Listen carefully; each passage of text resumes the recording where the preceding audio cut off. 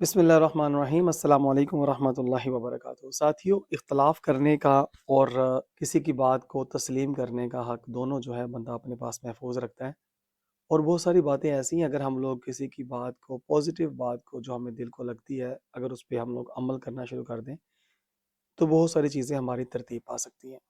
مگر چونکہ آج جس دور سے ہم لوگ گزر رہے ہیں، کوئی بھی بندہ جو ہے نا وہ اگلے بندے کی 100% سچی بات کو بھی غلط کرنے کے لیے دن رات ایک کر دیتا ہے، اپنی انرجیاں صرف کرتا رہتا ہے اور اپنے وقت کو ضائع کرتا رہتا ہے۔ مگر حقیقت میں جو سچ ہے وہ سچ ہی ہے نا۔ سچ کہتے ہیں نا، سانچ کو آنچ نہیں، بالکل وہی بات ہے۔ تو یہ کیسر راجہ صاحب نے بڑی زبردست بات کہی ہے، تو میں سمجھتا ہوں کہ یہ بات سچی ہے، اس کو ایڈمٹ کریں، سوچیں اور کریں، اور پھر خود سے اس کا انالیسس کر کے تو نتیجہ نکالیں، تاکہ آپ کو پتہ چلے کہ حقائق آخر ہے کیا ہے۔ یہ سنیے ذرا۔ ایک عورت جو گھر میں کام کرتی ہے، کچن میں کام کرتی ہے، تو وہ غلام ہے، اور وہ ریسٹورنٹ کے کچن میں کام کرتی ہے تو وہ آزاد ہے۔ جی ہاں، اللہ اکبر۔ آج عورت کی جو آزادی کو لے کر کے نعرے لگائے جاتے ہیں، ذرا غور کیجئے کہ اس آزادی نے کس خوفناک نتائج کے ساتھ ہماری امت مسلمہ کو برباد کر دیا ہے، کہ جو گھر کی رونق تھی، گھر کی شہزادی تھی، گھر کی رانی تھی، جب سے اس کو آزادی کے نام پر ہر میدان میں پہنچا دیا گیا تو ہوا کیا؟ ذرا آگے سنیے ذرا۔ Please don't try to impress me کہ یہ آزادی ہے۔ جو بھی کام کرنا چاہتی ہے وہ کام کرے، لیکن اس کو آزادی کے نام پہ نہ بیچے۔ مزدوری آزادی نہیں ہوا کرتی ہے۔ ایک مزدور سے پوچھے سارا دن جو اینٹیں لگاتا ہے وہ اس کو اپنی آزادی سمجھ رہا ہے؟ کس نے آپ سے کہا ہے کہ کام کرنے کے بعد آپ آزاد ہو جائیں گے؟ کام کرنے کے بعد انسان زیادہ غلام ہوتا ہے۔ جی ہاں ساتھی، بس یہ بات غور کیجئے، اتنی سی بات بھی اگر ہم لوگ اپنے پلے باندھ لیں اور اپنی بہنوں بیٹیوں کو کونسلنگ کریں، اپنے بڑوں کو سمجھائیں کہ عورت کی آزادی یہ نہیں کہ وہ گھر سے نکل کے تو مردوں کے شانہ بشانہ کام کرے، وہ بیچاری تو ملازم بن جائے گی، غلام بن جائے گی۔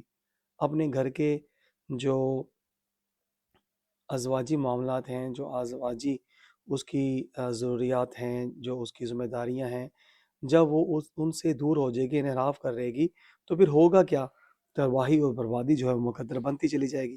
اور یہی وجہ ہے کہ آج تباہی اور بربادی ہمارا مقدر بن چکی ہے۔ ہم لوگ نہ چاہ کر بھی اپنے آپ کو کافروں کی غلامی میں بخوشی دے چکے ہیں۔ مگر دکھ اس بات کا ہے کہ ہم لوگ ابھی تک اس حقیقت کو جان ہی نہیں پائے کہ ہماری منزل کیا تھی اور ہم لوگ کس طرف جا رہے ہیں نا۔ اللہ کریم کا یقین کیجئے فضل عظیم ہے جو ہم کو ایمان جیسی لازوال نعمت اور نبی کریم صلی اللہ علیہ وآلہ وسلم کا امتی ہونے کا اللہ رب العزت ہمیں شرف بخشا۔ دور حاضر میں یقین کیجئے پوری دنیا کے مسلمان یہود و نصارہ کے ہاتھوں بے دردی کے ساتھ لقمہ اجل بنتے چلے جا رہے ہیں۔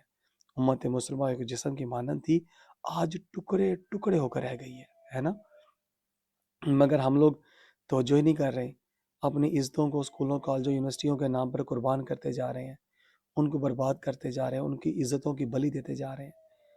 ساتھیوں، آئے دن اخبارات کی شاہ سرخیاں چیخ چیخ کے بتاتی ہیں، ہونے والے اتنے گانوانے واقعات ہمیں بتاتے ہیں کہ اب ہمارا اسلام کے ساتھ تعلق نہیں رہا۔ جی ہاں ساتھیوں، اگر ہم اسلام کے ساتھ جڑے رہنا چاہتے ہیں تو ایک ہی حل ہے، نبی کریم صلی اللہ علیہ وآلہ وسلم کی تعلیمات سے اپنے بچوں کو راستہ کریں۔ یقین کیجئے اس وقت جس کی بنیادی ضرورت ہے ہمارے ملک میں وہ ہے اسلامی نظام حکومت، مگر ہم لوگ چونکہ اب اسلام کو پسند ہی نہیں کرتے، تو اس لیے اللہ رب العزت نے ہمارے اوپر بھی ان لوگوں کو مسلط کر دیا ہے جو اسلام سے باغی ہیں، اور اسلام سے دور ہونے کی وجہ سے کافروں کے بھی غلام ہیں اور ہمیں بھی کافروں کا غلام بنا رکھا ہے۔ اللہ اکبر کبیرہ۔ ساتھیوں، آپ غور کیجئے، جس طرح تسبیح کے دانوں کی طرح یکجا ہوتی ہے نا، تو اس میں تسبیح کے اندر ایک امام ہوتا ہے، امت مسلمہ کا بھی ایک حاکم ہوتا ہے، اس کے نظام کا جو ہوتا ہے خلیفہ، اس نظام اسلام رحمت کا، تو اس کو شریعت مطہرہ میں خلافت کا نظام کہتے ہیں۔ کافروں کی سازشوں نے آج پوری امت مسلمہ کو یقین کیجئے اپنے الگ الگ ملک بنا کر حکومت کر رہی ہے، جبکہ جمہوری نظام کا نفاذ اس بات کی روشن دلیل ہے کہ وہاں خلافت راشدہ کا نظام نہیں بلکہ کافروں کا خود ساختہ نظام بنا کر جو ہے نا وہ دے دیا گیا ہے، اور اسی پہ امت مسلمہ آج چل کر کے اپنی زندگیوں کو گزارتی چلی جا رہی ہے۔ یہ تباہی بربادی، ہماری عزتیں آج برباد ہو چکی ہیں۔ ظلمتوں کی وادی میں دل ٹھہر سا گیا ہے، پتھروں پہ چڑھ کر بدن اکڑ سا گیا ہے، مایوس نہ ہو اے دل غربت فراق میں، دیکھ بادل برس برس کر اب تھم سا گیا ہے۔ اجازت دیجیے ساتھیوں، غور کیجیے گا۔ السلام علیکم۔